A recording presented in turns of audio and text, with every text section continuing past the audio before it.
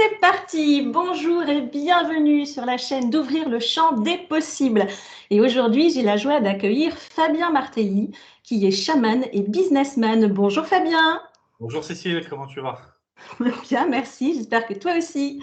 Ouais, bien, merci. Et toi aussi qui nous regarde et qui nous écoute, un petit message pour toi. Si tu n'es pas encore abonné, je t'invite à le faire. D'abord parce que moi, ça me montre que ça t'intéresse et ça me donne envie de continuer. Et en plus, ainsi, tu m'aides à développer la chaîne. Mais revenons à toi, Fabien. Donc, Mettez plein de pouces, plein de likes, plein de commentaires, envoyez sur la chaîne, c'est important. C'est vrai que c'est important. On est tous pareils à écouter. Donc mettez les pouces et motivez tout le monde. merci Fabien. Donc, on le sent déjà, hein, tu es un coach. Tu te présentes aussi dans tes communications et tes interactions comme un chaman et un businessman. Donc, Ouais. ce sont des mondes qui, dans les esprits, peuvent paraître opposés quant à leur code et à leurs valeurs. Donc, tu es là aujourd'hui pour nous parler de comment tu vis le fait de défier ainsi un peu les normes et comment tu crées l'harmonie des contraires en tant que chaman d'affaires. Bah, Mais écoute, vas-y, dis-moi. voilà. Je vais peut-être te laisser te présenter déjà pour qu'on sache qui tu es et ce que tu proposes, qu'ils comprennent mieux le personnage. Bah écoute, me présenter, j'ai 34 ans maintenant. Je coach depuis que je suis petit. C'est vraiment quelque chose qui était ancré en moi. Ce que j'ai aimé, c'est que je me suis lancé dans le coaching. J'étais diplômé en 2017. Et donc en 2016, quand je me suis dit je vais m'inscrire dans les écoles de coaching, ma famille, mon entourage me dit mais pourquoi je vais faire ça? Et j'ai ma grande sœur qui a marqué, qui dit mais attendez, il fait chier tout le monde depuis qu'il est petit à donner des conseils à tout le monde. Maintenant, il va être payé pour ça. Il n'y a rien de mieux pour lui. C'est quelque chose qui est inné. Et du coup, ça m'a marqué cette phrase-là parce que souvent, les choses qui sont innées pour soi, on ne se rend pas compte que pour les autres, c'est quelque chose de différent en fait. Et c'est là, et donc ça, c'est quelque chose que j'ai toujours fait. Le business m'a toujours intéressé parce que je suis d'une famille d'entrepreneurs. Mes parents, c'est des entrepreneurs. Mes grands-parents sont des entrepreneurs. Donc, j'ai toujours baigné là-dedans, dans le fait d'avoir des business avec les hauts et les bas.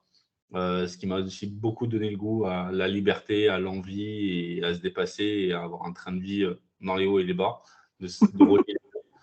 Euh, donc, c'est quelque chose que j'ai toujours connu en fait. J'ai jamais été salarié de ma vie. Hmm. Voilà. Mais alors là, tu expliques la partie coach et la partie entrepreneur, businessman. Chaman, c'est encore autre chose. Comment c'est En venu? fait, le truc, c'est que chaman, c'est venu à l'âge de mes 22 ans. En fait, depuis que je suis petit, j'ai des problèmes de peau. J'ai des problèmes d'eczéma et de l'asthme, mais mon père en avait, ma soeur en a, et ma grand-mère aussi, etc. Donc, mon père, on avait la cortisone quand on était petit, mais la cortisone, c'est super. C'est un médicament magique, mais ça ne résout pas tout. Donc, mes parents m'allaient voir des thérapeutes. Et c'est comme ça que j'ai appris, je me suis renseigné, j'ai essayé quand j'étais petit, j'ai passé par le massage, j'ai essayé d'apprendre le massage, apprendre le corps, déjà pour me comprendre moi, pour déjà essayer de régler un problème que j'avais à moi. Ce qui me permettait après, quand les gens ils avaient des problèmes, de pouvoir leur dire, OK, j'ai lu ça, ça, ça, ça, ça, je commençais à être bon. À 22 ans, mon ex en avait marre parce que je me grattais. C'est une maladie que j'ai beaucoup qui est très prenant. On se peut se dire c'est juste un problème de peau, mais il y a des phases où je change mes draps tous les jours. Je changeais mes draps tous les jours parce que je saignais. Il y a de la peau partout. Pour mes ex, c'était un calvaire parce que je me gratte pour dormir, etc. Je dors très peu. Je dormais très peu à l'époque. C'est des phases où je dors très peu. Donc, c'est tout plein de problèmes. Donc, j'ai mon ex qui me dit, tiens, je vais t'amener à une conférence. Je suis allé à une conférence. J'ai appris, c'était pour soigner avec les mains. Comme beaucoup de conférences, à la fin, tu arrives, on te dit, OK, si tu veux apprendre maintenant, c'est payant. Et je me suis dit, je crois que c'était dans 300 balles. Et je me suis dit, bon, je dépense entre 100 et 200 euros par mois de crème et de thérapeute. 300 euros pour un week-end pour apprendre à soigner. Donc, à la base, c'était pour moi. Je me suis dit, tiens, enfin, j'allais pouvoir me soigner avec les mains. Et je suis arrivé là-bas et je rencontre une personne qui me dit, t'es chaman. À cette époque-là, j'avais fait école de commerce. J'étais en école dans l'immobilier. Je faisais un BTS immobilier. Et j'importais des véhicules entre l'Allemagne et l'Italie. Et je sortais dans les plus grosses boîtes de nuit de la Côte d'Azur tous les week-ends. J'avais 22 ans, j'ai commencé à sortir dans les boîtes de nuit à 14 ans, pendant le festival de Cannes, donc j'étais à l'opposé de ça. Mais tout en étant à l'opposé, mon père et mon grand-père, et ma grand-mère, mon arrière-grand-mère, et ma mère est fleuriste ou paysagiste dans la famille. Donc j'ai grandi sur une pépinière. C'est après, avec le recul, que je comprends qu'en fait, j'ai grandi dans les plantes, j'ai grandi dans la nature. J'ai grandi, depuis mes premiers souvenirs à travailler, c'était pour arroser des plantes et planter. J'ai mis ma main dans la terre depuis que voilà, ça fait partie de notre famille. Euh, et en fait, c'est avec le temps que j'ai compris ça, en fait. Les deux, en fait. Et de toute façon, aujourd'hui, j'ai envie de dire, donc ça, c'est à 22 ans. Je ne l'ai pas assumé. Donc, il n'y avait que peu de gens de mon entourage qui l'assumaient. Mais en fait, c'est qu'à 31 ans ou 32 ans, je l'ai assumé. Et c'est là où mon business a vraiment décollé. Parce qu'en fait, c'est moi. Genre, tu m'aimes, genre, je suis chaman, c'est comme ça. Et j'aime bien le dire aux gens parce que je vois les gens à poil, en fait. Donc, c'est juste, Et je dis aux gens, quoi. justement, pour toi, c'est quoi un chaman? Alors, pour moi, tout le monde est chaman. Euh, un chaman, c'est un thérapeute, un guide, un mentor, un voyant, un médium. C'est quelqu'un qui a connaissance et qui sait qu'il y a 5 niveaux. Genre, il y a les plantes, qui agit ton environnement, ton entourage. Tout agit sur toi. Je veux dire, et en fait, j'aime bien prendre l'exemple, on n'est pas plus intelligent qu'une plante et pas plus bête qu'une plante, tu vois. On sait Mm. qu'une plante, elle est au mauvais endroit, bah, à un moment, elle a la tête à pousser, d'un coup, elle jaunit, il faut changer le pot, parce que le pot, il est trop petit, d'un coup, les racines, elles sont truc, donc on change de pot, on grandit, ça aide à pousser, soit l'environnement aussi, ça peut interférer. Si tu mets un truc à côté, ben, d'un coup, elle n'est pas bien, donc ça interfère dessus, tu changes d'endroit, elle va pousser, elle va jaunir. Et c'est juste de commencer à comprendre comme ça, qui fait qu'on a des résultats, quoi. Mm. Donc, tout le Et, monde, genre, j'ai pas. Alors, j'ai un don peut-être qui est plus travaillé parce que je travaille depuis longtemps.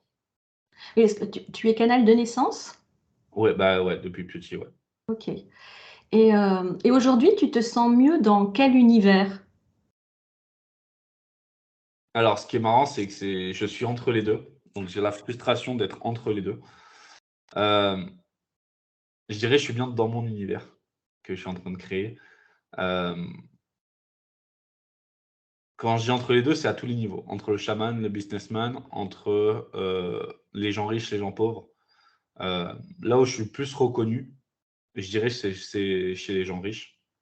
Pas parce qu'ils ont de l'argent, parce que je pense, et j'en sais même, je suis sûr, c'est que quand on arrive à un certain niveau chez l'entrepreneuriat, mais je parle des vrais entrepreneurs, des gens qui ont parti de zéro et qui ont créé, Mhm. les gens voient le talent chez les autres. Et mon premier client que j'ai eu qui m'a payé à 18 ans, c'était le fondateur d'Accor Hotel, Gérard Périsson, que j'ai coaché pendant 15 ans et qui a été mon mentor. Et je vois chez ces personnes-là, et je dirais même un peu chez les révolutionnaires, des gens qui ont révolutionné des industries, parce que les gens peuvent repérer chez les autres tu vois, on a cette capacité de dire lui, il est différent, lui, il y a des traits, etc. Et c'est comme ça que j'ai pu travailler différemment, en fait. Ils ressentent la singularité, ouais. Mm. Exactement. Mais donc, du coup, ce qui fait que tu es rejeté par beaucoup de gens, en fait.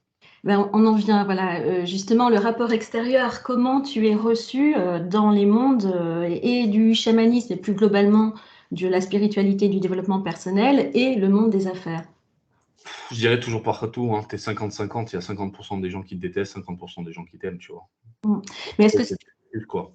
est-ce que tu retrouves le même type de réaction par contre? Est-ce que c'est toujours les... Le même type de réaction, oui, c'est toujours pareil. Quand ils te détestent, t'es un escroc, ça marche pas, c'est n'importe quoi, etc. Tu vois. Mm. Donc, mais ça, je veux dire, t'as des cons partout, façon de parler, mais voilà, tu as des cons partout, les gens qui veulent pas t'aimer, tu as beau montrer tout factuellement noir sur blanc que c'est comme ça, bah, c'est comme ça, tu vois. Mm. Et comment tu le gères, toi, ça? Comment je le gère? C'est-à-dire? Bah, enfin, là, voilà, tu te dis, bon, bah, c'est comme ça, ils sont cons, il y a une forme peut-être de détachement, je sais pas. Est-ce En que, fait, est-ce que tu les laisses parler? Comment tu réagis dans ces cas-là? ça dépend des phases. Ça dépend de ma journée. Il y a des phases où je m'en fous. Et il y a des phases où, tu sais, genre, tu as besoin d'avoir un bouc émissaire et tu te lâches et tu en allumes quelques-uns, tu vois. Mm. Ça dépend des trucs. Il y a des trucs, des fois, là, après, j'essaie de relever le pied parce que ça sert à rien et j'ai pas envie d'attiser ça. Mais des fois, ça démange. Genre, il y a juste hier soir, j'étais avec une personne de mon équipe qui m'a demandé, qui gère mes réseaux et qui m'a dit, tiens, j'ai tel commentaire, qu'est-ce que tu mettrais, tu vois. Et j'ai commencé à envoyer un message et après, je me suis dit, non. Et du coup, on a remodifié le message pour en faire un truc un peu plus gentil. Et voilà, tu vois. Après, quand je dis il y a des cons partout, c'est pas des cons partout, c'est juste que les gens pensent différemment. Et quand je dis ça, tu vois, c'est même. Genre, je sais que ça va faire marcher les réseaux, mais Ce que je veux dire, c'est juste les gens pensent différemment, ils ont un certain niveau d'ouverture, comme moi j'ai été fermé sur certains sujets, je suis fermé, et le but c'est d'arriver à s'ouvrir au maximum en fait. D'où le but de cette émission d'ailleurs. Ouais. Exactement, en fait, c'est juste d'accepter les autres. Il y en a qui n'aiment pas, peut-être que demain ils changeront d'avis, tout le monde change d'avis. Voilà, tu vois ce que je veux dire? Comme Ouais. on dit, il y a quelqu'un qui ne change pas d'avis. C'est la différence qui dérange, c'est le fait de s'autoriser à être ou faire ce que les autres ne font pas, tu penses? Oui, je pense qu'il y a une forme de jalousie, ça on le sait. Mmh. Ça, c'est forcément qu'il y a une forme de jalousie. On peut envier et jalouser que ce qu'on aimerait avoir et être, en fait. Mmh.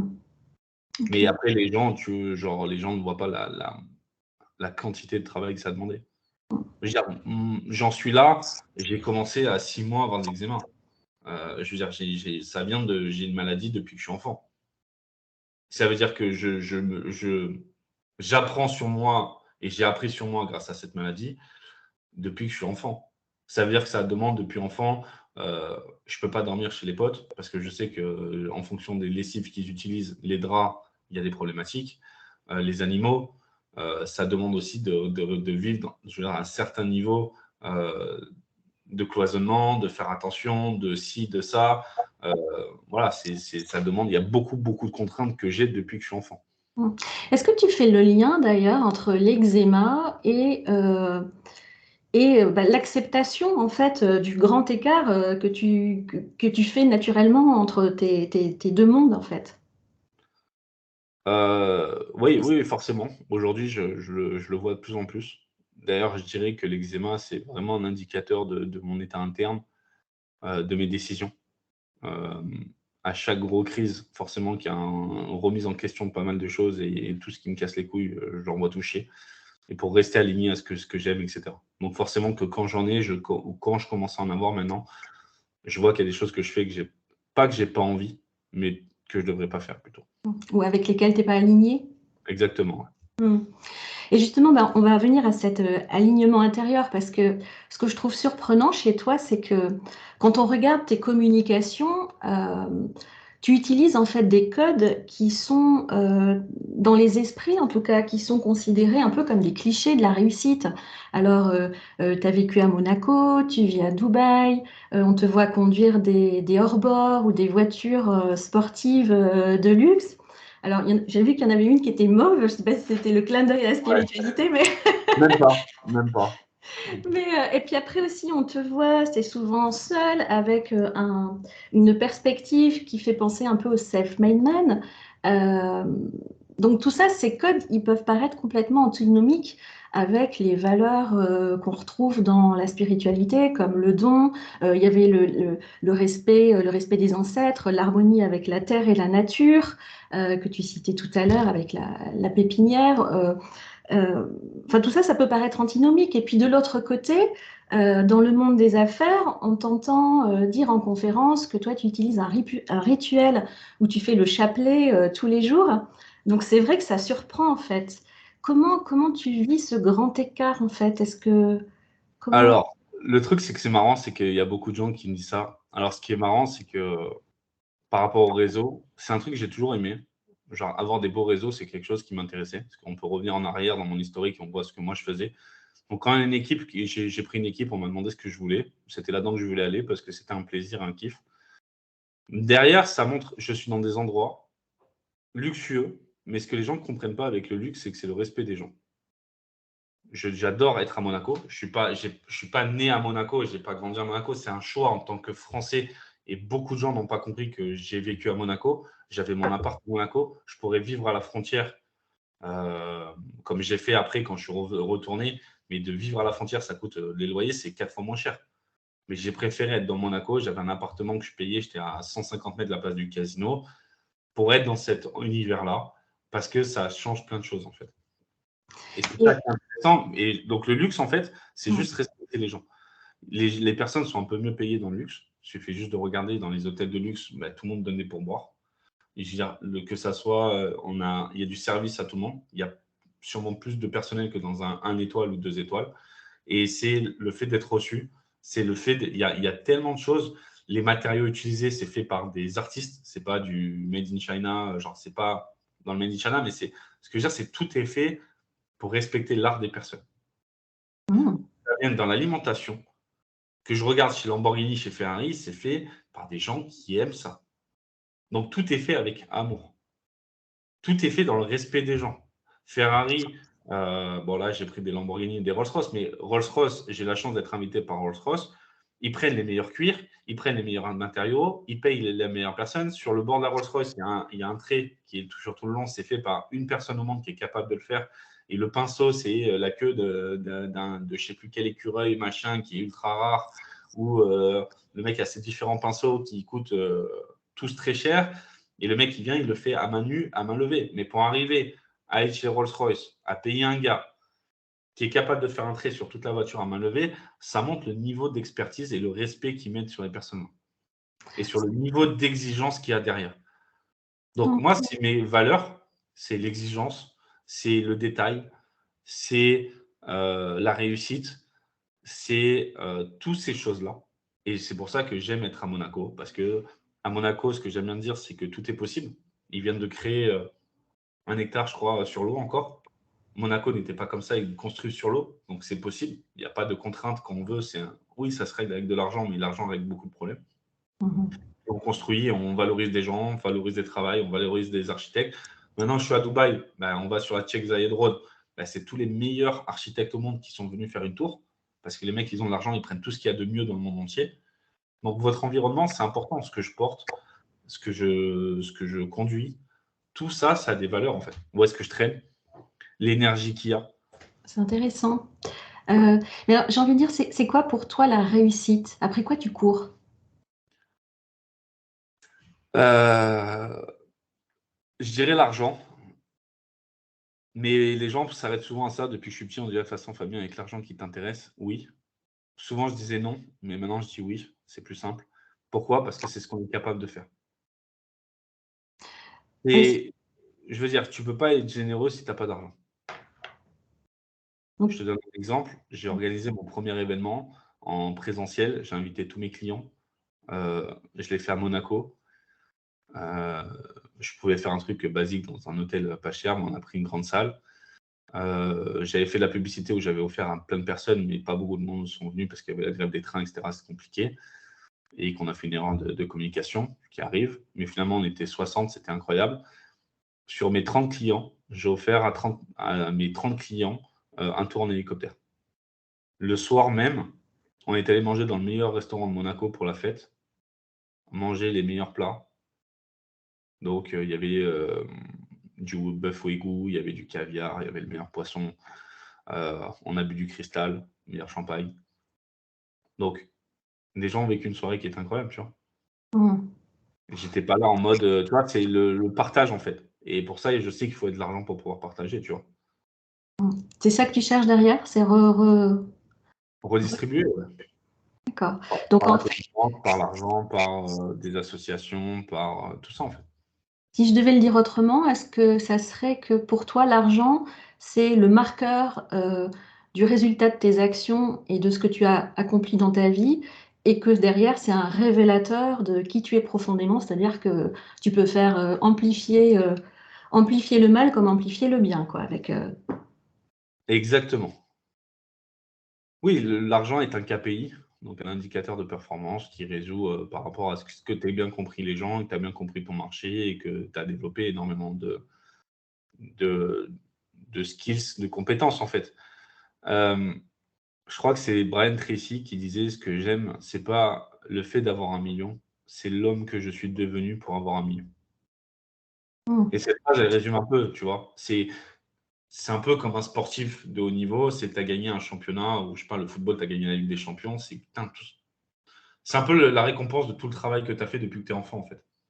mmh, Ça montre tout le chemin, c'est la récompense de: «Enfin, je suis arrivé en haut d'une montagne», mais ça demandait toutes les épreuves, les blessures, les sacrifices, et cetera, tu vois? mmh, Parce qu'aujourd'hui, pour en arriver là où j'en suis, c'est des sacrifices. mmh. Pour certains, c'est des sacrifices, pour moi, ça l'est pas. Je sais pas faire autrement, mais oui, c'est savoir dire non, c'est investir sur le long terme, c'est prendre des risques, incommensurables pour la majorité des gens. Voilà, tu vois? Mmh. Donc, c'est ce qui te pousse. Ça, je pense que ce côté de vouloir se transcender, on va dire ça comme ça peut parfaitement être entendu dans le milieu du coaching, donc bien sûr dans le milieu de l'entrepreneuriat.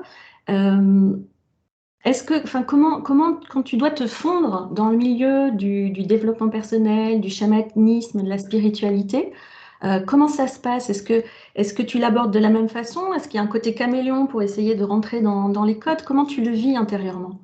Alors, le côté caméléon, c'est ce que je définis souvent dans les chamans, dans mes feuilles des challenges.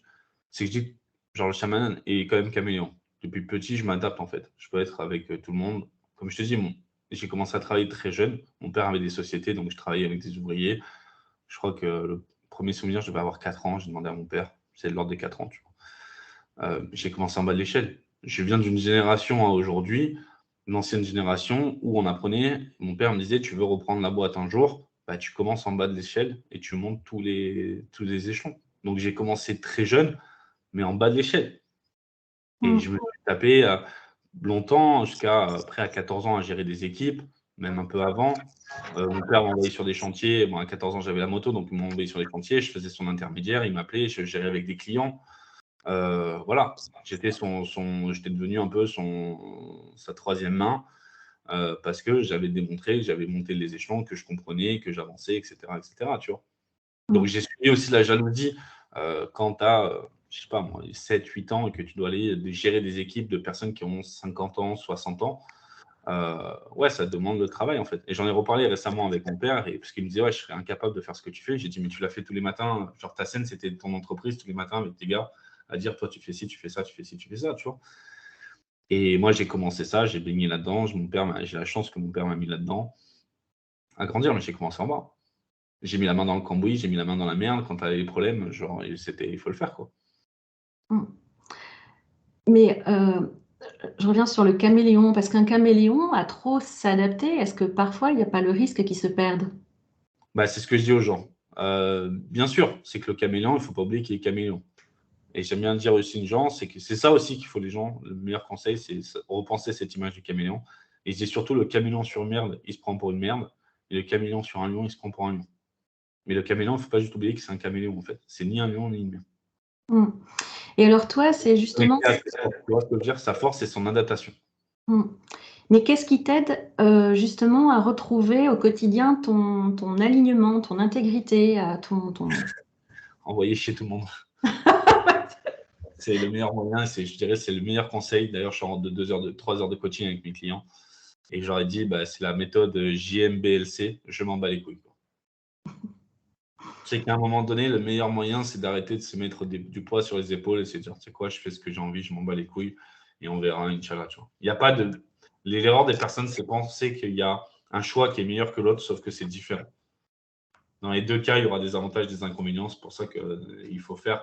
Et je pense que l'entrepreneuriat, c'est vraiment cette phase de je m'en bats les couilles. Quoi. Mm. Parce que de toute façon, on sait qu'on ne va pas aimer tout le monde. De toute façon, on sait que ça ne va pas plaire. On sait tout ça et on y va quand même. On sait qu'il faut être con pour y aller parce que ta chance de réussite, la stat, c'est 97% des entreprises au bout de 10 ans font faillite. Il faut même quand même con, tu vois, rationnellement d'y aller, sachant qu'au bout de 10 ans, tu as 3% de chance de réussir. Donc, c'est 10 ans de sacrifice pour dans 97% des cas échouer, tu vois. Mais on s'en fout, on y va, tu vois.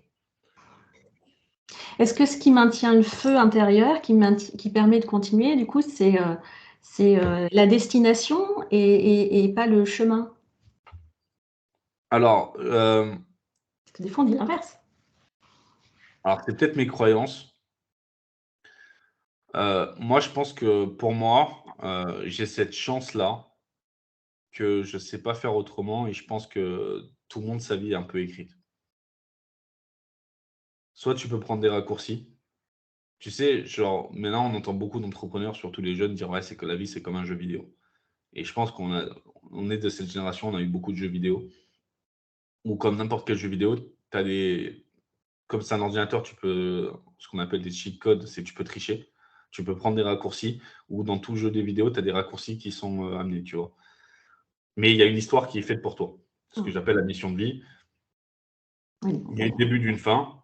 Quoi qu'il arrive, Même si tu n'as pas envie d'y aller, tu iras quand même au bon endroit. Mmh. Alors, on va revenir après à la mission de vie, mais avant, je voudrais rebondir sur les raccourcis. Donc, Mais justement, en tant pour qu'entrepreneur, faire ce que tu dis, moi, ma flamme intérieure, et j'ai essayé là, tu vois, je sors d'une semaine où j'ai mis à plat tout mon business, j'ai mis en pause tout. Cette année, on était sur 600 000 euros. Là, j'ai mis en pause tout, j'ai viré tout le monde.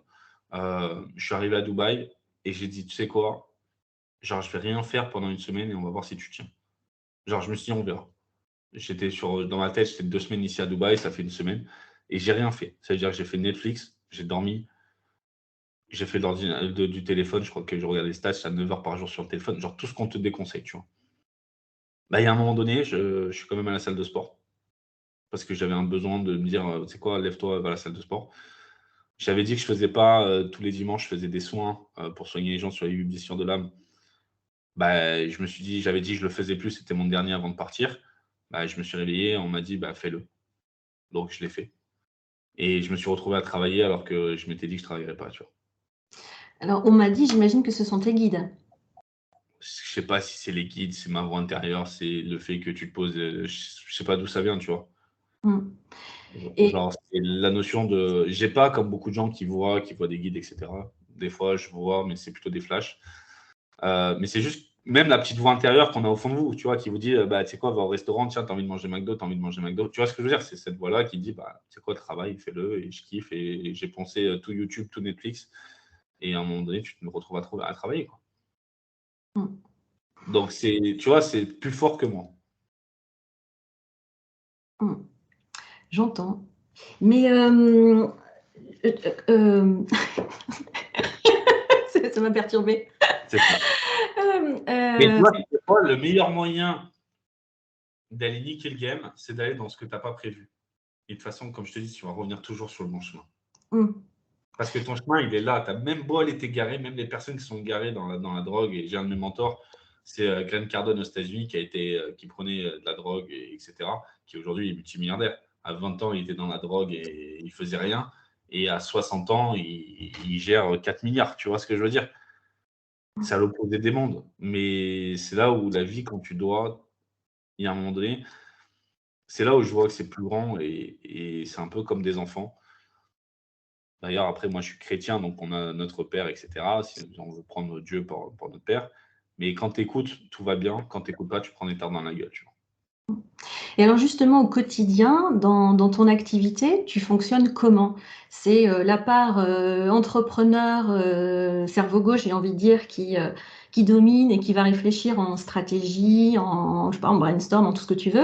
Ou c'est la part, chaman, cerveau droit, canal, qui va, écouter, les guidances, la petite voix intérieure, tout ça? Les deux. Et ça fait chez mes équipes. Parce que travailler avec moi, c'est un jour, on va à droite. Finalement, putain, le vent a changé, on va à gauche. Et il y a un temps d'adaptation. Je pense que j'ai usé mes équipes avec ça. Parce que j'ai un coup d'avance. Et des fois, putain, tu vas à gauche. Parce que tu sais que le vent, il va tourner. Mais tu as tourné trop vite. Et du coup, il n'y a pas de vent. Donc, il y a tout le monde qui est dégoûté. Et jusqu'à ce que le vent, il reprenne, tu vois. Mmh. Comme je te dis, ça fait partie de moi. Je peux pas comprendre. Il y a des phases, surtout là où ils n'ont pas la notion de temps. Je me retrouve dans des endroits qui, genre, c'était peut-être pas la décision la plus adéquate, mais comme je suis à l'endroit là, donc c'était forcément la plus adéquate, qui m'amène que 2 ans, 3 ans, 4 ans, 10 ans après, j'étais au bon endroit au bon moment. Mais c'est juste le temps qui détermine. Et l'erreur de beaucoup de personnes, c'est qu'ils se jugent. Mais j'aime bien dire aux gens, c'est que je connais personne qui, si tu donnes 2 choix, prennent la mauvaise décision. Je connais personne qui dit, tiens, j'ai pris cette décision parce que sur les deux, c'était la pire décision à prendre et je me suis dit, c'est quoi, c'est celle-là que je vais prendre. Sur l'instant T, on prend toujours la décision qui nous paraît la meilleure. Mmh. Et c'est forcément la meilleure parce que là, on peut voir des échecs, ça va être des leçons pour 1 an, 2 ans, 3 ans, 10 ans après. Et j'ai cette capacité-là à vraiment jouer sur du long terme et des rencontres que j'ai faites il y a 10 ans, 15 ans, 20 ans me servent aujourd'hui. Mmh. Et aujourd'hui, si tu devais, alors, j'entends qu'il y a une forme de jongler un peu, qui pourrait paraître comme de l'instabilité, mais en fait, c'est un équilibre dans l'instabilité, comme quand on fait du vélo. Pour avancer, on est tout le temps en perpétuel déséquilibre finalement. Il faut marcher aussi. Hein. Comment? Pour marcher, c'est la même chose. Voilà. Si Mais on est stable, on n'avance pas. La marche, et j'aime bien, c'était une amie qui est coach qui disait ça, en fait, la marche, on peut mourir en marchant. C'est accepter que tu as un point de faille, de passer d'un pas à l'autre, de transférer ton poids, de partir avancer. Il y a avancer, reculer, avancer. Et je veux dire, quand tu regardes quelqu'un marcher, il y a cette phase-là de on peut tomber en marchant, et on peut mourir. Mais il faut accepter ces déséquilibres, tu vois. en tout cas, dans ce déséquilibre-équilibre entre les deux mondes, quelles sont pour toi les meilleures leçons du chamanisme pour le monde des affaires et réciproquement? Alors, pour le monde des affaires, le chamanisme. En fait, moi, j'ai pas le chamanisme, j'ai pris juste une formation. C'est quelque chose que j'ai développé en inné pour beaucoup, ou en reproduction par rapport à mes mentors que j'ai eus, les thérapeutes que j'ai rencontrés, ce que j'ai appris, etc. J'ai pas fait de réelle formation. Pourquoi? Parce que j'aime bien garder cette part de je découvre avec le temps et par l'expérience. Et quand je dois rencontrer quelqu'un, effectivement, je le rencontre et ça m'amène à ça. Donc, j'ai pas les termes. Donc, pour les deux mondes, je dirais surtout s'écouter, en fait. En fait, c'est dans l'introspection que tu développes le plus et que tu avances le plus, tu vois? Et après, je veux dire, c'est le paradoxe, mais après, c'est d'avoir des coachs et des mentors. Moi, j'ai beaucoup de mentors, beaucoup de coachs et j'ai beaucoup travaillé, en fait. Je veux dire, autant que c'est d'accepter déjà, je dirais pas qu'il y a 2 mondes, je dirais qu'il y a qu'un monde et je dirais qu'il faut tout réunir, tu vois? Je suis pas que coach, je suis pas que thérapeute, je suis pas qu'entrepreneur, je suis coach, thérapeute, entrepreneur. C'est d'accepter toutes ces parts et en fait, arrêter de mettre des cases et tout mettre dans l'unité, en fait, et utiliser tout comme une force et pas commencer à tu vois? Mon business avant, j'étais thérapeute avec les gens et j'étais entrepreneur. Ce qui a marché, c'est quand j'ai fusionné les 2. On sait qu'aujourd'hui, si on regarde l'atome, le nucléaire, c'est une fusion de choses qui font du nucléaire, tu vois? Et l'erreur de beaucoup de gens, c'est de dire: «Ouais, mais genre» et c'est sortir de: «Je suis pas ci, je suis pas ça, je suis ci, je suis ça». Les gars, faites, en fait. Mmh. Ça pourrait être un beau mot de fin, mais est-ce qu'on a encore 5 minutes pour parler du fait que tu canalises la mission de vie? Ouais. Je sais qu'on approche du temps qu'on s'était donné. Euh, alors déjà, parce que donc tu canalises les missions de vie, tu as cette spécificité, mais en plus avec une approche très entrepreneuriale. Tu donnes l'avatar, enfin des choses très précises. Donc l'avatar, pour ceux qui ne savent pas ce que c'est le persona ou le Client idéal. profil du client idéal. Donc voilà, donc déjà quand tu canalises, donc tu disais que tu avais des flashs, c'est ça tout à l'heure? Non, en fait, alors, ça dépend. C'est toujours pareil, ça dépend des choses, des gens. Alors, je fais pas que la mission de vie. Je me suis rendu compte quand j'ai pris une formation marketing que j'avais cette capacité-là de pouvoir dire aux gens exactement. Mais ça, je l'ai dans toutes les choses, en fait. C'est que mon spectre est grand. Je peux exactement, en fait, je rentre dans le disque dur de la personne et je peux aller déprogrammer et voir toute l'histoire qu'elle a. Donc, je peux l'aider là, dans ce cas-là, du persona. Mais j'ai aidé des clients sur comment gérer leur succession, qui sont allés faire valider avec leur notaire et leur avocat et ils se sont rendus compte que ça a marché. Euh, Sur les entrepreneurs, je peux aller beaucoup plus loin de savoir où est-ce qu'ils peuvent aller, comment développer et à quels résultats ils peuvent aller. Sur des sportifs de haut niveau, je fais aussi des sportifs de haut niveau sur leur carrière, etc. J'ai accès à beaucoup, beaucoup de choses. Alors, Et là, une spécificité, c'est les entrepreneurs. Je me suis rendu compte qu'il y a beaucoup de thérapeutes qui ne savaient pas ce que c'était leur persona, leur client idéal et leur avatar. Du coup, je me suis spécialisé là-dessus pour marcher sur les réseaux. mais ça te vient non-stop, en permanence, instantanément, ou alors tu as besoin de te connecter quand même Non, j'ai géré, c'est comme Google. La meilleure image que j'ai, c'est quand j'ai pas besoin, je ne pose pas la question. C'est comme Google, ça sert à rien. Si j'ai pas de questions, ça sert à rien. Comme Google, c'est une page blanche. Mais quand tu commences à poser des questions, tu commences à avoir beaucoup, beaucoup d'informations. Mais alors, comment on voit l'humanité quand on a cette compétence-là? Quand on voit un peu derrière le voile, j'ai envie de dire. En fait, c'est parfait. C'est l'erreur de beaucoup de gens, c'est penser que genre tout est imparfait alors que c'est parfaitement imparfait. Genre, tout est parfait en fait. Et j'aime bien, si on regarde derrière le voile, il faut juste se rappeler qu'on est 8 milliards et demi de têtards sur un caillou au milieu d'un espace infini en fait. Donc si je regarde derrière le voile de où est-ce qu'on est vraiment et on se pose des questions alors que genre on pourrait se rencontrer dans 40 cailloux ensemble, on pourrait, je veux dire, on se pose des questions existentielles alors que si on regarde à une plus grande échelle, on n'est rien en fait. C'est comme si tu te poses sur un bout de ta peau et te dire, en fait, c'est comme si on était sur un petit bout de peau, tu vois. Donc, il faut juste relativiser. Je pense pas qu'on ait des problèmes. Je pense qu'on a que des solutions. Euh, Tout fait partie de votre vie et tout est tellement bien fait que, en fait, toutes les erreurs que j'ai faites d'entrepreneur aujourd'hui servent à mes clients. Toutes les erreurs que j'ai faites au niveau de personne servent à mes clients. Tout fait partie de votre histoire et peut être utile un jour. Mm. Donc, c'est arrêter de penser que vous avez des erreurs et que ça marche pas. C'est sortir de ça et se dire, OK, comment, genre, quand je donne la mission de vie des gens, j'en ai donné des centaines, mais les gens se disent, putain, comment tu fais? C'est exactement mon histoire. Je dis, ben oui, parce que la vie, elle n'est pas assez con pour te donner une mission de vie qui est à l'opposé de ton histoire. Elle te donne, c'est comme le petit poussé, des petits cailloux pour passer tes portes et que ça soit du point A au point Z, en fait. Genre, c'est le chemin, en fait. C'est logique que tout ce que tu as fait dans ta vie vont te servir pour le futur, en fait. Sinon, tu n'aurais pas vécu les choses. Donc, c'est ça qui est important, quoi. La mission de vie, du coup, si c'est son histoire, est-ce que c'est forcément ce qu'on a envie de faire ou on a envie de vivre? Non. Alors ça, pour la mission de vie, si tu veux expliquer, j'aime bien dire aux gens, c'est la mission de vie, c'est comme un nez au milieu d'un visage. C'est qu'on sait que c'est là, c'est sous nos yeux, c'est vital, mais Mm. on peut imaginer à quoi ça ressemble si on louche, mais on a du mal à le faire. Et ce qui fait qu'on sait, c'est un miroir, donc avoir des coachs ou des mentors ou des thérapeutes ou des chamans, etc. Ça peut t'aider parce que c'est une image extérieure qui te permet de pouvoir mieux le faire et demander à ton entourage. Après, moi, j'ai jamais voulu être chaman. J'ai jamais, je veux dire, aujourd'hui, euh, j'ai jamais voulu le faire. Mm. Mais alors, tu trouves où ton bonheur si la mission de vie correspond pas à quelque chose que tu as envie de faire? Ben, en fait, c'est que c'est pas ce que j'ai envie de faire, mais c'est ce que j'ai toujours fait.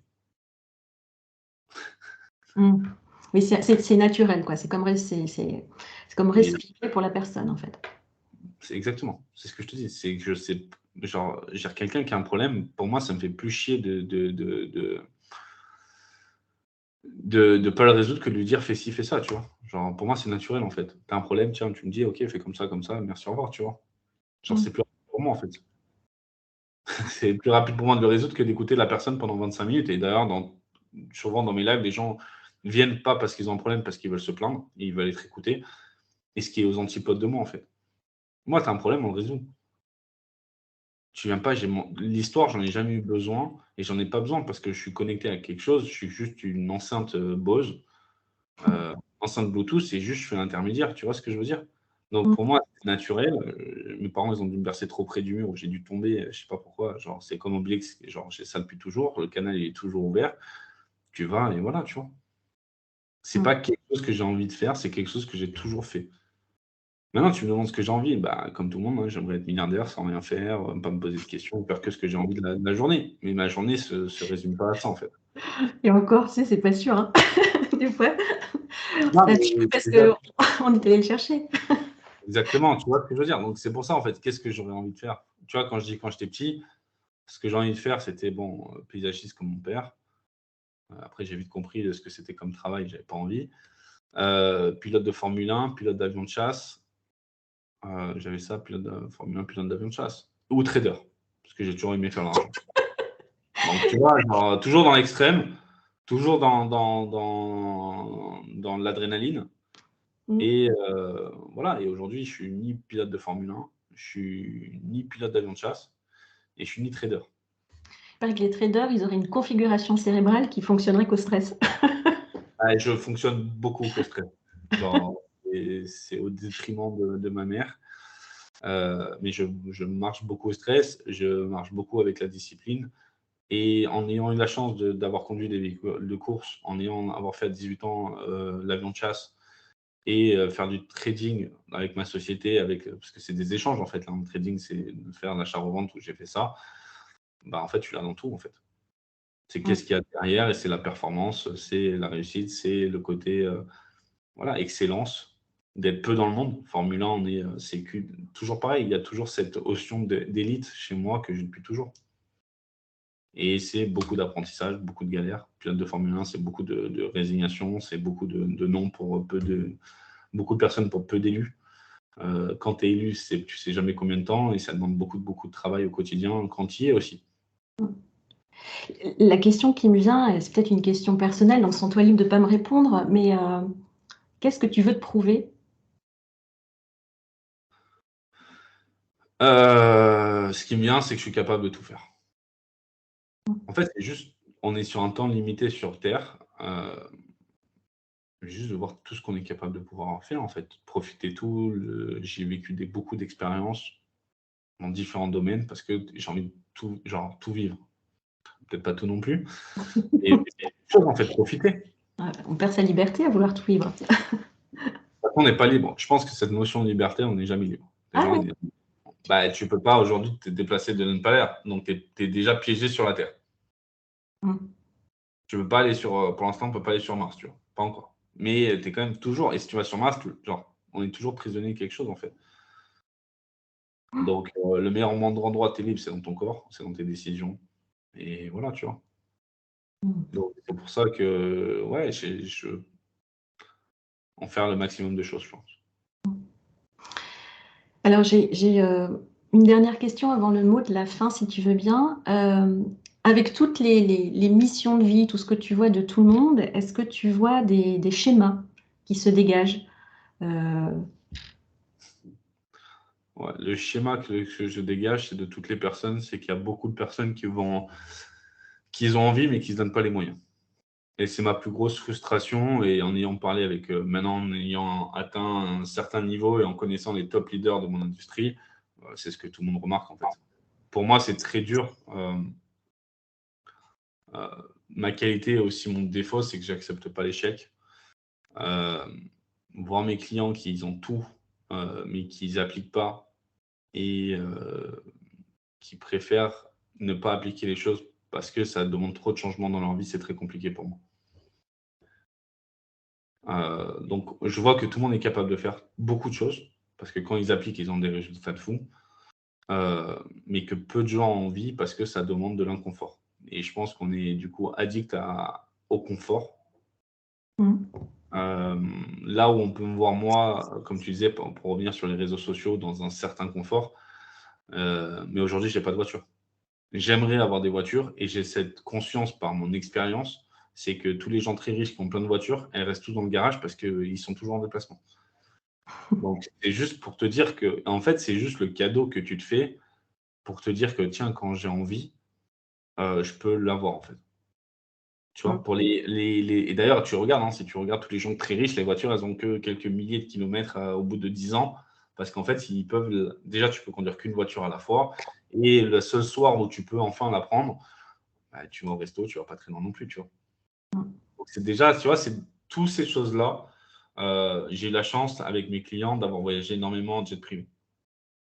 Mais c'était avec mes clients. Derrière, moi, quand je voyageais, je prenais un EasyJet, un Ryanair, voilà. Tu vois. Donc, je pouvais passer des deux extrêmes du genre, je me souviens, je rentrais le jeudi de Paris en jet privé et le vendredi, je partais au Maroc en Ryanair, tu vois, ou en EasyJet. Donc, j'ai la blague de dire, je prends toujours un jet, EasyJet, jet privé, tu vois. Donc, tu vois ce que je veux dire? Les gens s'attachent trop à ça. Pour mon business, je suis capable de quitter Monaco, mon appart. J'avais un 2 pièces de 80 mètres carrés, je crois, 70-80 mètres carrés, qui était à 100 mètres de la place du casino, à revenir chez mon père ou sur le canapé chez ma mère ou arriver. Il y a peu de temps, je dormais encore parce que pour le boulot, parce que X raisons, j'investais toujours mon argent dans le business. Et j'ai dormi un été sur le canapé chez ma soeur. Un canapé, pas un canapé lit, un canapé. Genre juste un canapé, un bout de canapé, ça me suffisait en fait. Et j'ai cette capacité-là de pouvoir passer d'en haut à très bas en fait. Alors, J'adore le luxe, mais c'est pas une fin en soi en fait. mais du coup, sous des dehors un peu de mise en avant justement de ce luxe et du matériel, est-ce que finalement tu n'es pas arrivé à te détacher de ce matériel? Mais j'ai jamais été attaché. C'est ce que les gens pensent, mais j'ai jamais été attaché.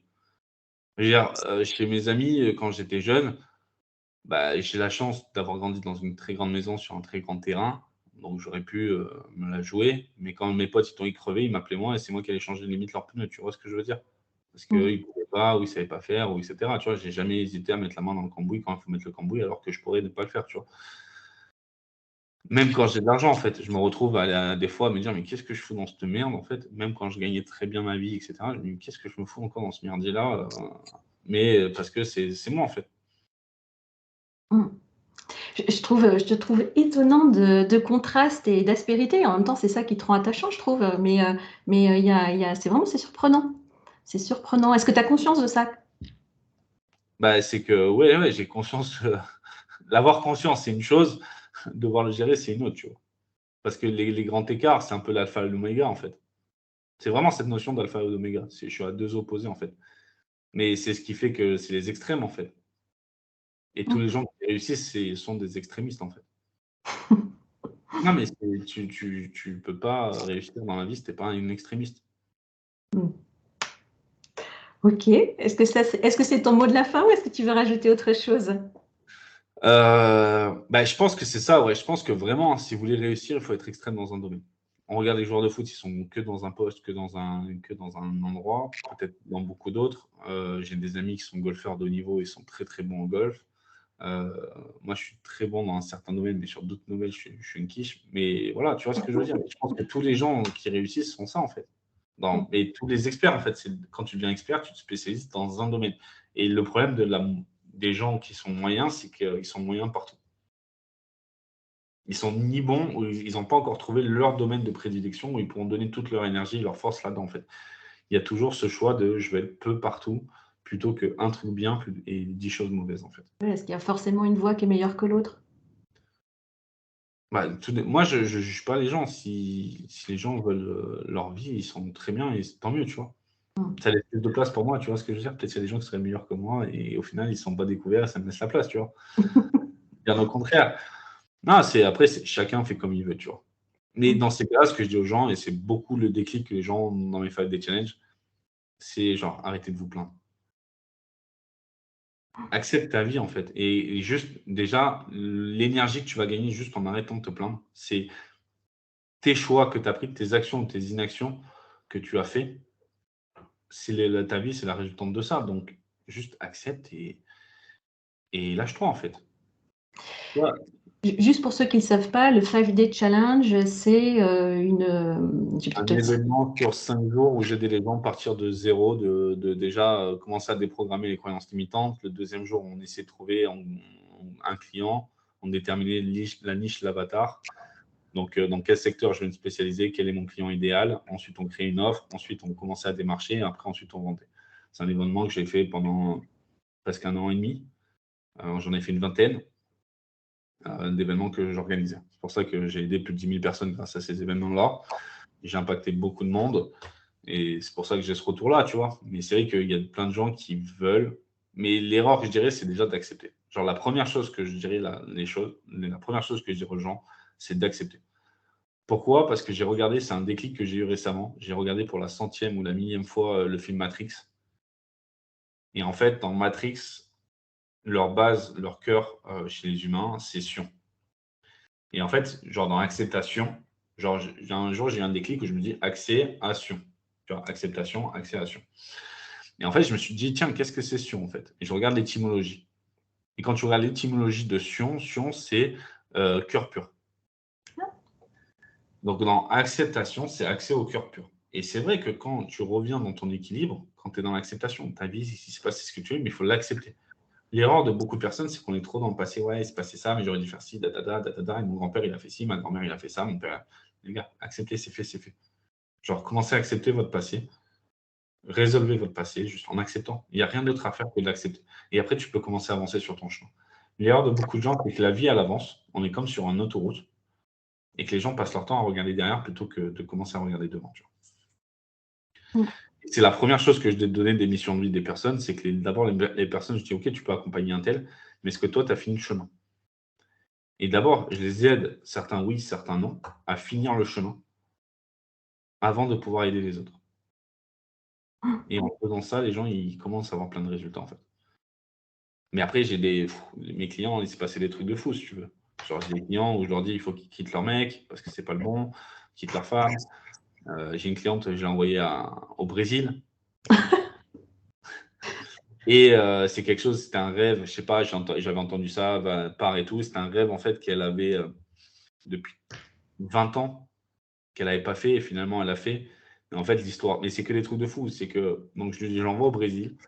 Donc elle prend son billet, elle dit non mais on était au mois de novembre. Elle me dit je pars en février. Genre c'est compliqué parce qu'en février je pars à Chicago, je crois, pour voir sa famille.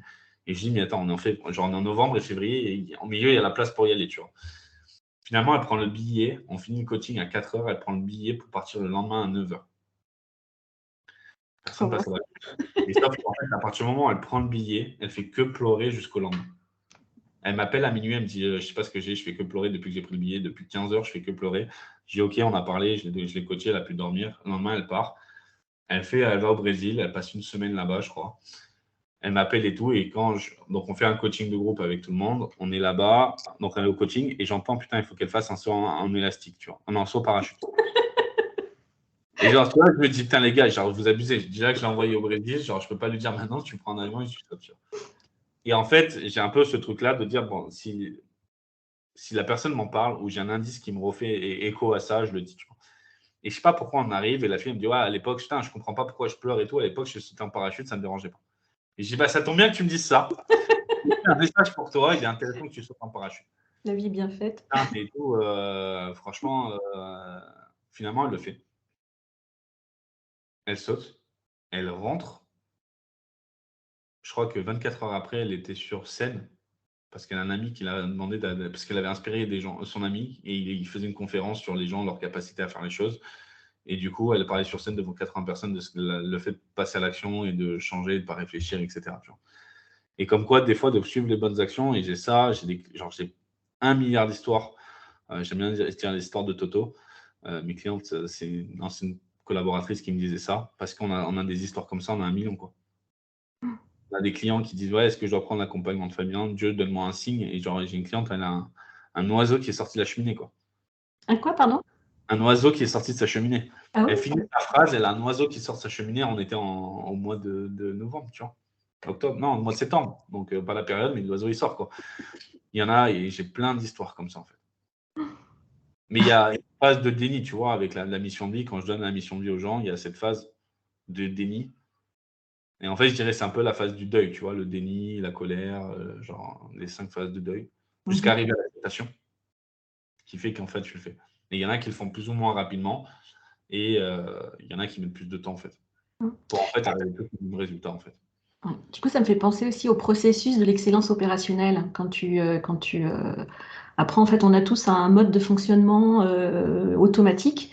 Il paraît que c'est comme ça qu'on repère les serial killers aussi, parce que on a un fonctionnement qui est unique comme une empreinte digitale.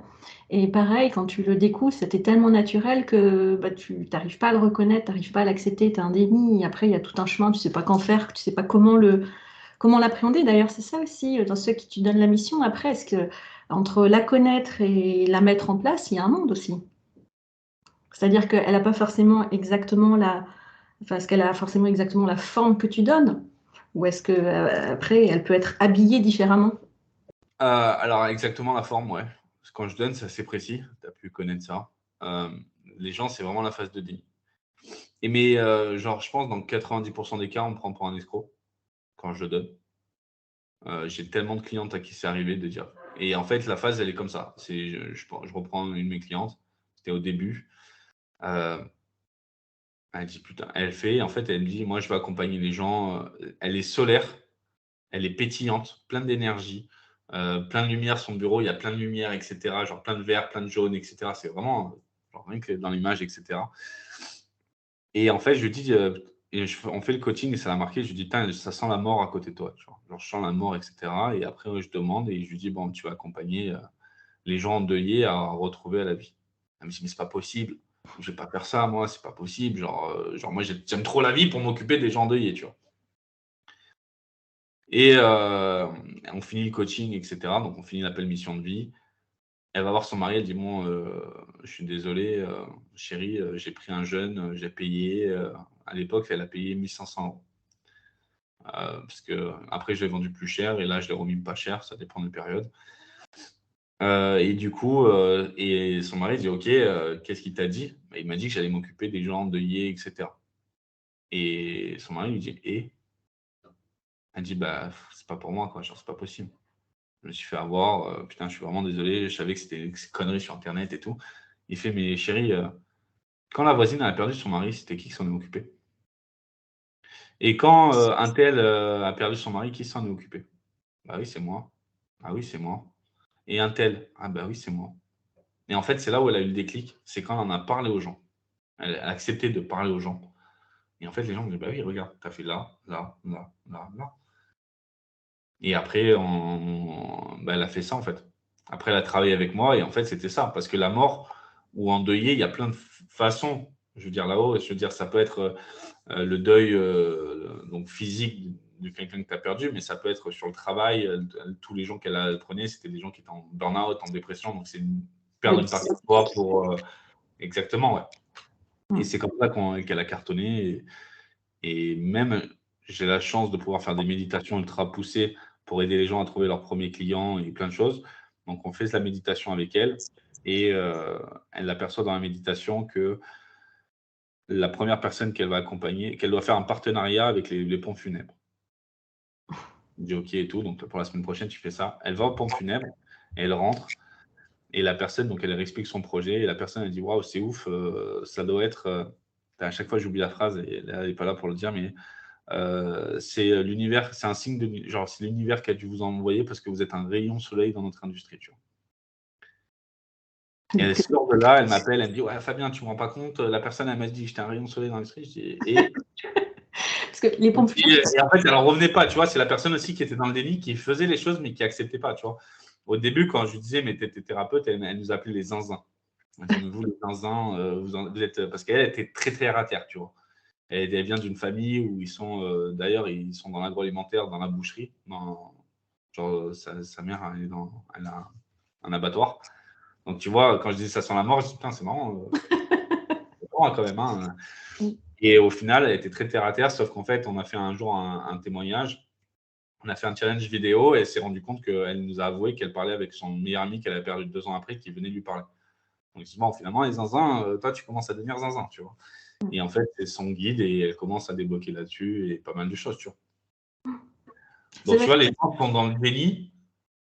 Elle voulait aider les gens, mais en fait, si tu fais le ratio, elle aime tellement la vie qu'en fait, elle montre aux gens qui ont envie de perdre la vie parce qu'ils ont perdu quelqu'un ou qu'ils sont pas bien, l'avantage que c'est possible d'aimer autant la vie et tous les avantages que tu as, comme la vie, elle est belle, tu vois. Et elle le vit, elle le démontre et c'est ce qui fait qu'elle a des résultats, tu vois. Autant ça doit être touchant de voir les gens éclore comme ça, par rapport à des séances que tu as pu faire avec eux. Autant je me dis qu'il faut quand même avoir la corne dure entre les réactions de rejet par rapport à ce qu'on entend, entre la manière dont ta singularité peut être perçue dans les différents mondes. Ouais, il va falloir avoir la peau dure, quoi. Ouais, après, c'est assez expérience. Il y a beaucoup de colère et de frustration que j'ai appris à gérer. J'ai appris à lâcher prise. Parce que c'est frustrant de voir des personnes qui ont un potentiel de fou de se gâcher, en fait. Je te donne un exemple juste là. J'ai une cliente qui est là depuis longtemps et elle me dit tiens, j'ai fait tout ce que tu fais, je fais des posts et des publications sur Internet depuis 10 mois et j'ai pas de résultat. Elle me dit je fais exactement tout ce que tu fais. Je suis OK. Euh, c'est qui ton avatar? Les jeunes de 18 à 29 ans. OK. T'as parlé à qui? Qu'à des vieux. Elle me dit ouais, mais j'ai que des vieux dans mon entourage. J'ai dit tes enfants, ils ont des amis. Là, dans le coaching, il y avait des jeunes. J'ai dit, tu as posé la question au jeune qui est le fils de sa meilleure pote et le pote du fils de sa meilleure pote. J'ai dit, tu leur as posé des questions parce que vous n'êtes pas loin, hein, vous êtes à 5 minutes l'un de l'autre. Non. J'ai demandé, non. J'ai dit, donc en fait, tu es en train de me dire que tu fais tout ce que tu m'as dit. J'ai dit, bah, c'est ma faute en fait. On revient sur la base et je n'aurais pas pensé qu'en fait, je te donne l'âge de 18 à 29 ans que tu vas parler à des gens de 50 ans. Donc oui, forcément, ça ne marche pas en fait. Tu vois ce que je veux dire? Et en fait, il y a des choses comme ça où j'ai du mal à comprendre. Genre, je me dis, en fait, je donne tellement de détails que oui, il y a cette phase de genre. En fait, ça paraît tellement simple que les gens veulent compliquer la vie. Non, mais je veux dire, ça paraît tellement simple. Et il y a des choix, ça paraît simple, mais il faut le faire. La vie est trop simple, mais tu sais, il y a beaucoup de gens qui disent ah, de toute façon, si c'était si simple, ça se saurait. Tu vois ce que je veux dire? Et fais-le. Genre, fais-le déjà. On s'en fout. De toute façon, ta vie, c'est déjà un échec. Donc, tu n'es pas content de ta vie, fais l'exercice. C'est simple, tu vois. Moi, je te donne un exemple sur l'histoire du chapelet. Je trouvais que je procrastinais. Et genre, j'étais dans cette phase de me dire, putain, franchement, genre, je sais que je peux faire mieux. Beaucoup de gens savent que je peux faire mieux. Beaucoup de gens que j'ai rencontrés là, même des grands entrepreneurs, disent, mais franchement, Fab, je ne comprends pas. Comment ça se fait que tu fais si peu? Donc, si peu, c'est de passer le cap des 100 000, mais les gens me disent, ouais, tu fais peu par rapport à ce que tu es capable de générer. J'ai dit, ouais, je sais. Même moi, ça me rend dingue. Donc, je vais voir genre, j'ai tout essayé les thérapeutes et je me dis, tiens, je sais pas pourquoi, dans ma tête, j'ai dit, tiens, je vais voir un prêtre exorciste qu'on a sur la Côte d'Azur qui est ultra connu, qui a écrit des bouquins, qui est reconnu, etc. Je me dis, bon, je vais aller le voir. J'avais déjà 2 personnes qui m'en avaient parlé, donc du coup, j'y vais. Je rencontre un mec, genre, j'ai l'impression d'avoir fait un voyage dans le temps. C'est un templier. Le mec, il faisait 2 mètres. Ancien, il faisait des compétitions de monsieur ultra musclé. Pas dans le bodybuilding, mais tu sais, genre ceux qui arrachent des armes, qui tirent des camions, etc. Putain de Golgoth énorme. Genre un ogre qui est arrivé. Genre un ogre qui est. Je te jure, j'ai l'impression d'être Harry Potter et genre d'avoir Hagrid qui est arrivé. Donc déjà, Le tu mec tiens en bien. tenue de templier, le mec en tenue de templier comme ça. Il avait un bureau en bois énorme. Il dit assieds-toi sur la chaise. Et je pense que la chaise, je me dis putain, mais moi j'avais l'impression d'être tout petit sur la chaise. Alors les gens, je fais 1m90. Genre les gens doivent vraiment être petits. Et lui en face, c'est énorme, tu vois. Fabien, quand Et en tu plus, dis tenue de templier, c'était pour de vrai, c'est pas que tu avais ah la non, vision non, de lui en tenue de templier. non, c'est réellement parce que il était dans un monastère un truc de D'accord, Templier, ouais. L'abbé, un truc de Templier, donc vraiment tenue de Templier. ok.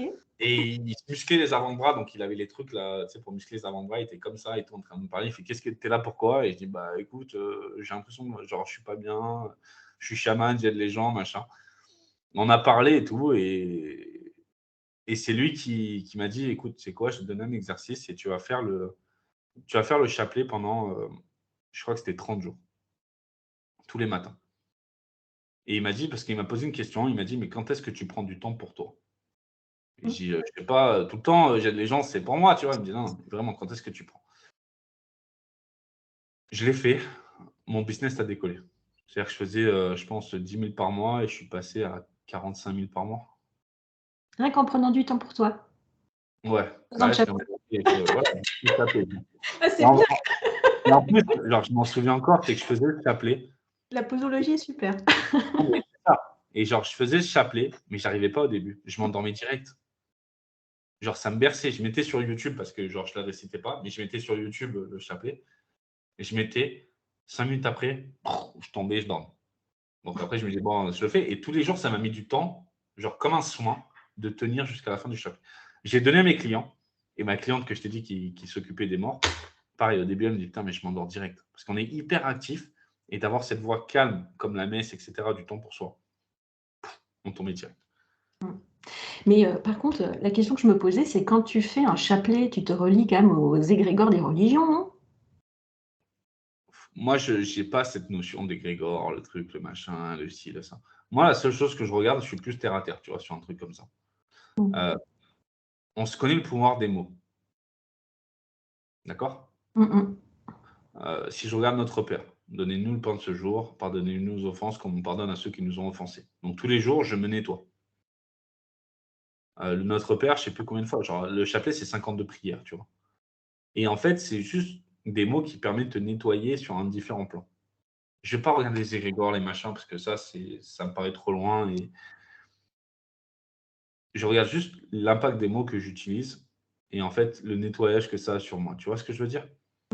C'est vrai que maintenant que tu le dis, le donnez-nous notre pain de ce jour, Je parle pas de je demain et le d'après-demain, passe tu vois? sur un autre plan aussi, le plan comme l'abondance est là, quoi, en fait, Ah et oui. que suffit que je Et voyais je pas. fais confiance et je prends que le pain de ce jour, pas le pain de demain, après-demain, 6 mois. Parce que beaucoup de gens aujourd'hui, c'est ouais, mais je ne sais pas de ce que demain est fait.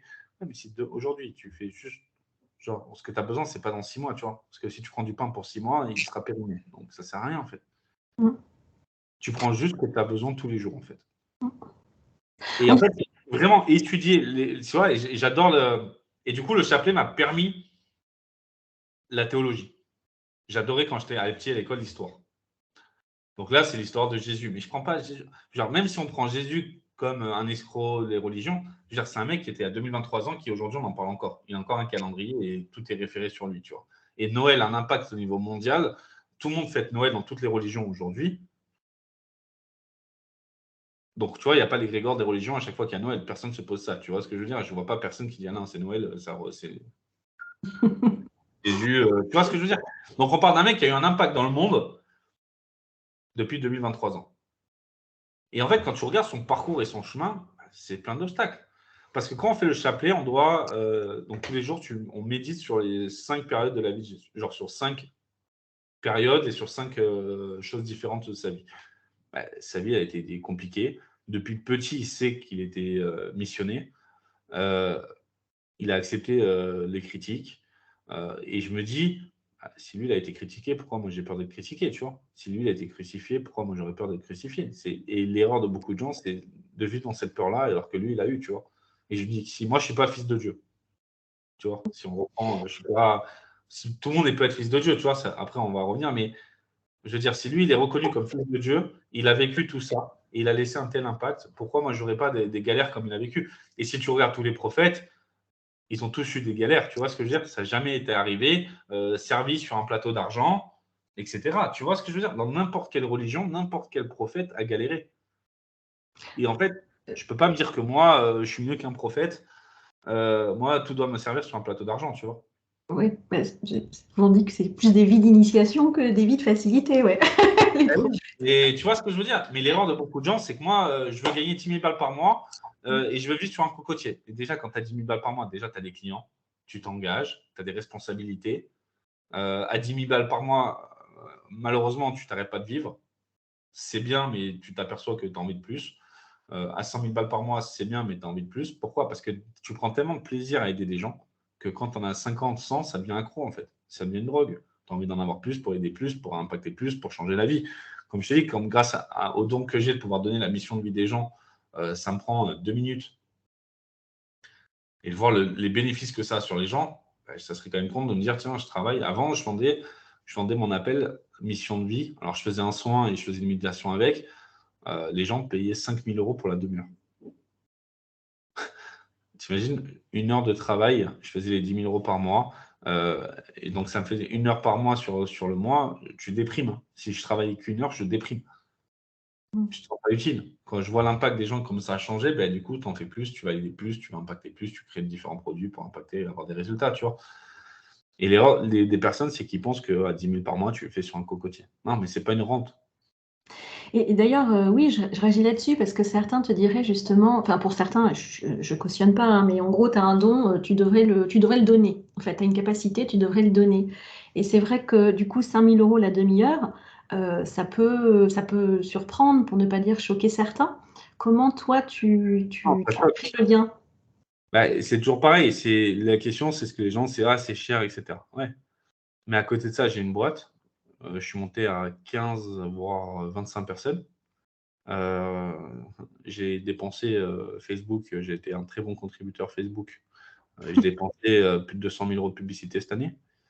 Donc, les salaires, les équipes, les dépenses, je me suis formé. Donc, j'ai dépensé plus de 200 000 € de formation. Ça n'a pas été tout seul, en fait. Et à côté de ça, j'ai fait des événements gratuits où c'est moi qui payais pour que les gens viennent. Et en fait, la stat, c'est qu'en gros, c'est 1 à 5 % des gens que tu aides qui payent. Donc, je dis aux gens, oui, mais il ne faut pas s'étonner que c'est 1 à 5 % des gens payent pour que les 95 % 99 % des gens ne payent pas, en fait. Et est-ce que ceux qui ont eu leur mission de vie à 5 000 €, ils se sont plus bougés que ceux qui l'ont eu à moins? Est-ce que tu vois une corrélation ou pas? Euh, je te dirais oui et non. Il y a des gens qui ont payé plus cher que ça. Euh, je pensais que ça allait plus les bouger. Et honnêtement, pas plus que ça. Et j'ai des clients qui ont payé des programmes à 30 000, voire 50 000. Tu vois, je te donne la personne qui a payé le plus cher chez moi à aujourd'hui, c'est ma mère. Et quand je lui ai donné la mission de vie, ma mère est prête à tout arrêter. Elle a passé 3 jours dans son lit à pleurer. Et aujourd'hui, elle coach une dizaine de personnes et elle adore ça, elle kiffe ça. Et genre, en moins d'un mois après, elle coachait 10 personnes et elle adore ça.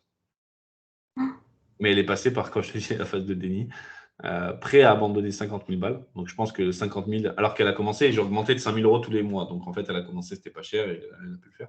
Elle a pris au plus haut. Mais en fait, c'est le prix qui lui correspondait. Parce que je pense qu'en dessous, elle aurait abandonné, tu vois. Et finalement, elle était prête à abandonner, mais elle n'a pas abandonné. Et là, elle motive et voilà, tu vois.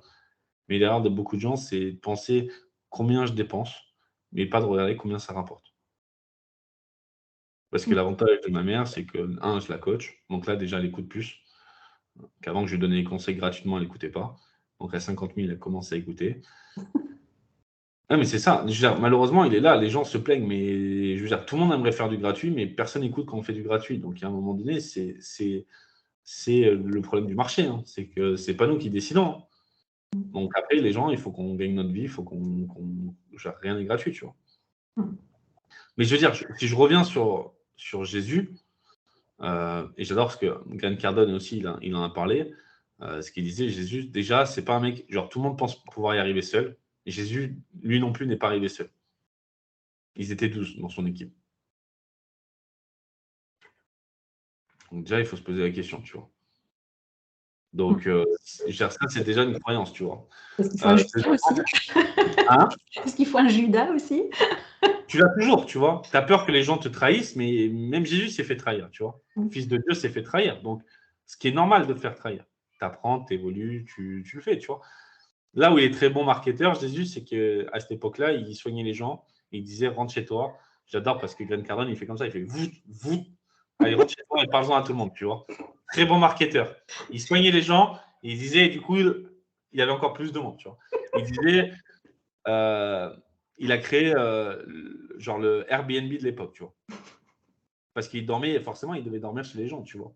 Donc c'est pareil en fait, les gens qui acceptaient d'avoir Jésus chez lui, qui payaient, qui le nourrissaient, les gens étaient sur leur propre argent. Peut-être qu'ils ne lui donnaient pas de l'argent physique, mais ils lui donnaient un toit, de la nourriture pour quand ils se déplaçaient. C'est une équipe, hein, c'est 13 personnes qui arrivaient, tu vois ce que je veux dire.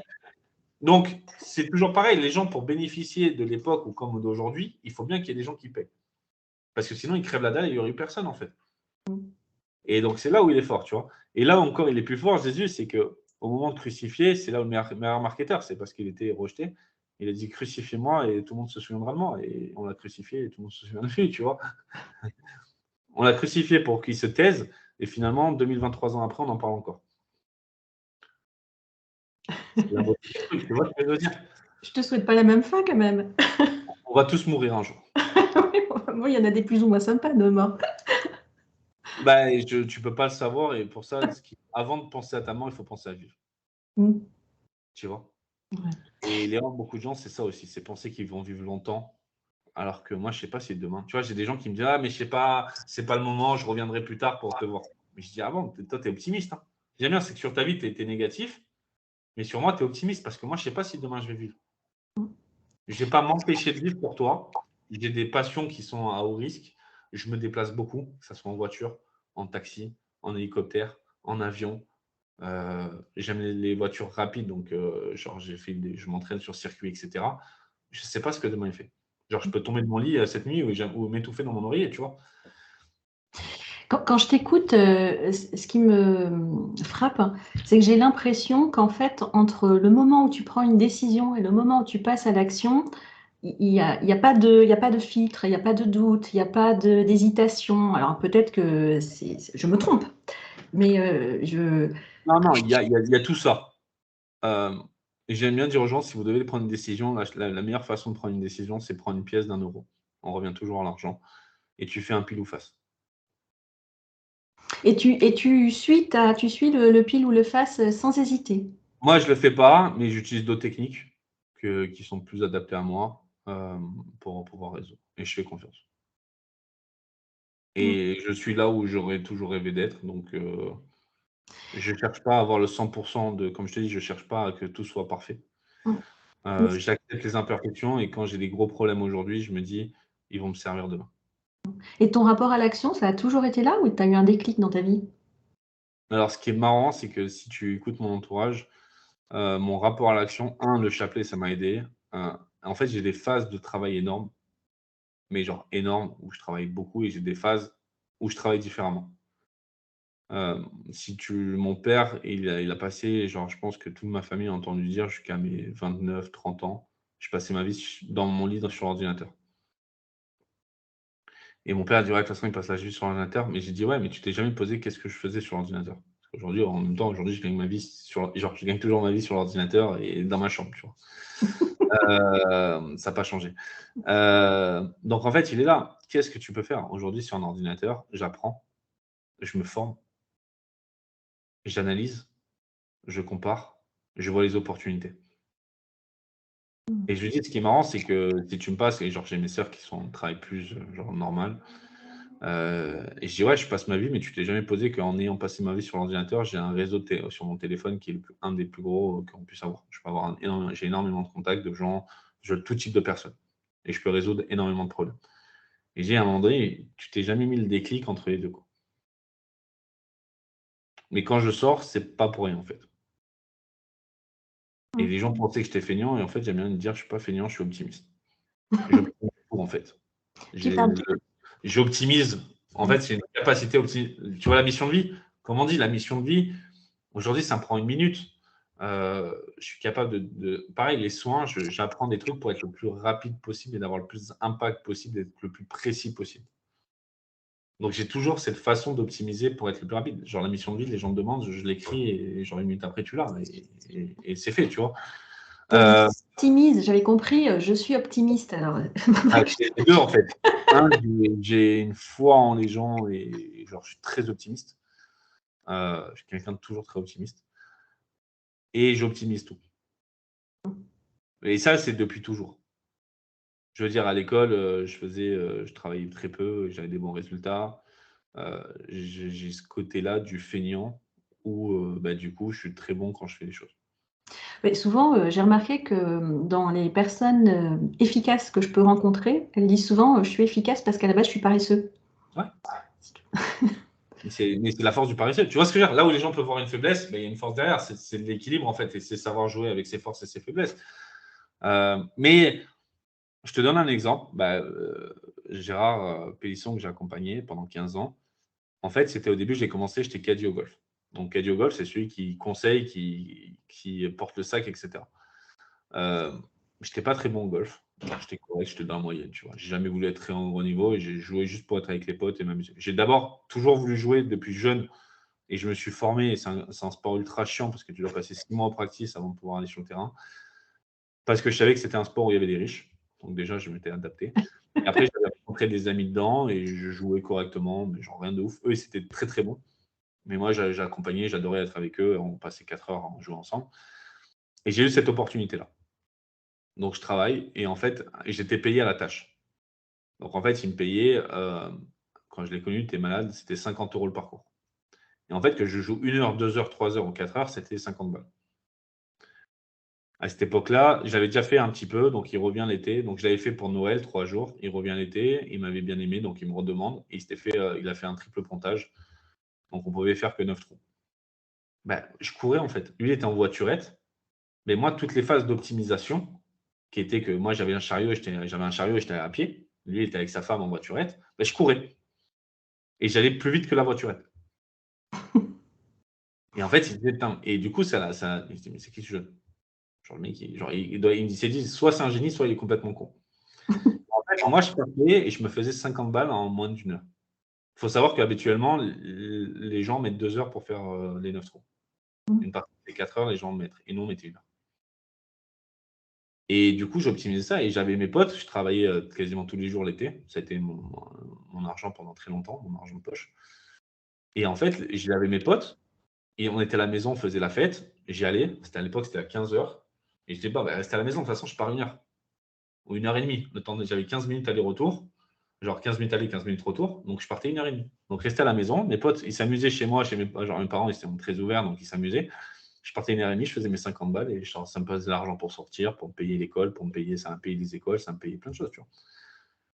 Et j'ai optimisé tout comme ça. Et lui, il adorait parce qu'une personne très riche, ils adorent quand c'est optimisé. Mais tu vois, même sur un truc comme ça, bah, je courais.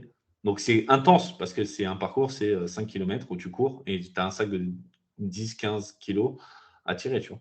Mm. Et j'aurais été connu dans mon club de golf, qui est le meilleur de la région. Et les gens, j'aurais savé que je courais, tu vois. Mm. Et enfin, Donc, tu vois, optimiser ne veut pas dire non plus que ça soit. Ce que les gens, c'est des parallèles de genre, je suis feignant, mais en même temps, quand j'y suis, je donne à fond. mm.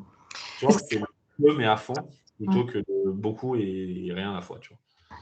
Ça Moi, me c'est un fait, sprinter, tu vois ce que je veux dire? C'est la définition du sprinter. Je ne suis pas marathonien. J'ai 100 mètres à faire et je donne tout en 100 mètres. mm. Ça me fait penser, alors je ne sais plus quel était ce livre, mais il parlait du démon en fait, en fait quand on est poussé par quelque chose qui nous pousse à aller vers l'intensité, et en même temps on s'aperçoit que souvent ce sont des vies qui brûlent. Euh, C'est marrant que tu dises ça. c'est pour ça. J'étais aux États-Unis là récemment et j'ai fait des tests pour être dans le biohacking et, et j'ai fait des gros tests. Et dans mes analyses, c'est marqué tu brûles ta vie, les chandelles des deux côtés, quoi. Mm. Et bah, tout à fait, quoi.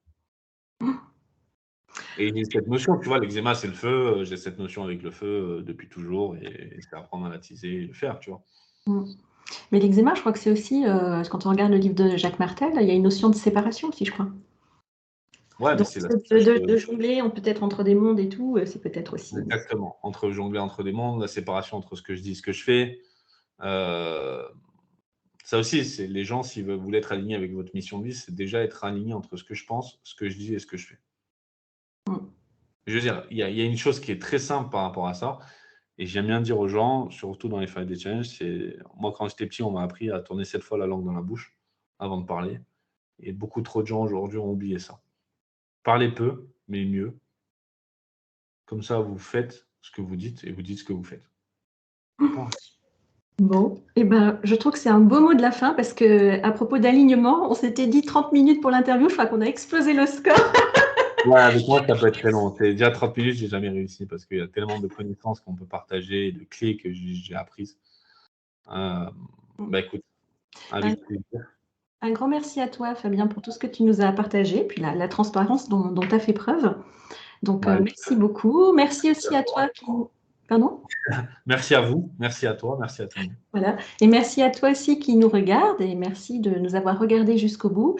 Si tu ne t'es pas encore abonné à la chaîne, eh ben, pense à le faire, comme ça tu pourras suivre tous les prochains épisodes. Et puis, bonne... Et surtout, mettez des commentaires et des pouces et des likes. Voilà. Merci à toi. Merci.